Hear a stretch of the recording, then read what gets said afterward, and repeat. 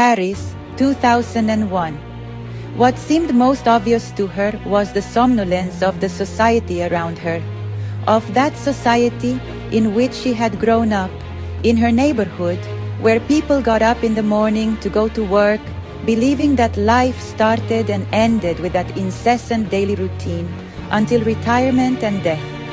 Then someone would appear who, like her, had decided to wake up. Someone who, however, did not follow a master. Someone to whom life, or rather the harshness of life, was master. She had realized this right there on the bus when a thief had gently taken the wallet out of the pocket of a gentleman who kept looking at his mobile without noticing a thing.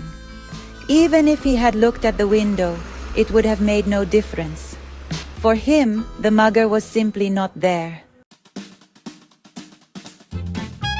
She had looked at the perpetrator in fascination, not so much for the criminal act, which rightly deserved condemnation, but for the clever and cunning soul hiding within that pickpocket, who seemed the only living being among so many zombies.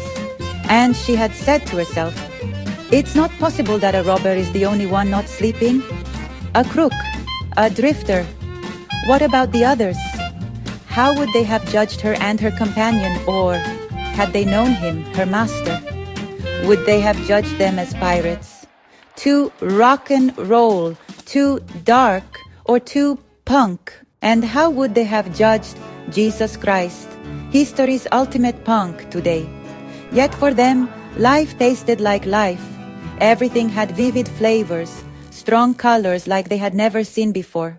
Time was as dilated as the minutes the thief had taken to slip the wallet out of that pocket unseen, which required sinking into the seconds and dilating them in order to do everything with ease without being noticed.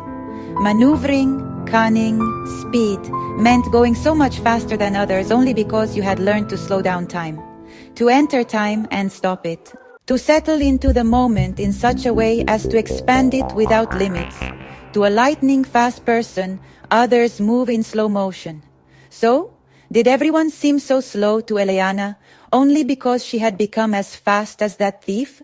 That is, had she learned to stop time, her master's favorite lesson? While she was formulating these thoughts, the miscreant was preparing to get off at the next stop, reaching for the exit. All this was taking place in the space of a few seconds, and Eleanna found herself shouting, "Mind that thief! He has the gentleman's wallet!" and pounced on him, grabbing him by the jacket. The doors of the bus had not opened, while people were crowding round the thief and, ever so slowly, helping her to block his exit. Eleanna let go. She looked at the thief, who returned her gaze with hatred and surprise, recognizing her as one of his own, but a traitor, an impostor. There seemed to be a shard in his eyes that opened a gash in her stomach. Eleanna could not look up. She sought relief by sitting down, while the owner of the wallet thanked her with a gentle smile. His glance was like that of an affable lapdog compared to the chilling strength of the thief's eyes, which held a superhuman power. This was no ordinary robber. Petty thieves are often as sleepy as the people on the bus, deprived of their own little personalities, beset by a heap of worries that knock them down. Poor people, sick with pain and a sense of abandonment, who didn't even have the strength to survive without their slim pickings. No, that was no ordinary mugger, he was a master thief.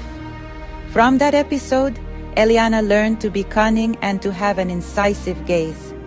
If someone were to attack her one day, she would know how to hit back. And indeed, she didn't have to wait long to prove it. She was in the street, in the dark, and as she was walking beside a car, a boy suddenly opened the door to drag her inside. But she was quicker, and in an instant, she imitated the move of that villain by pretending to point a knife at her assailant.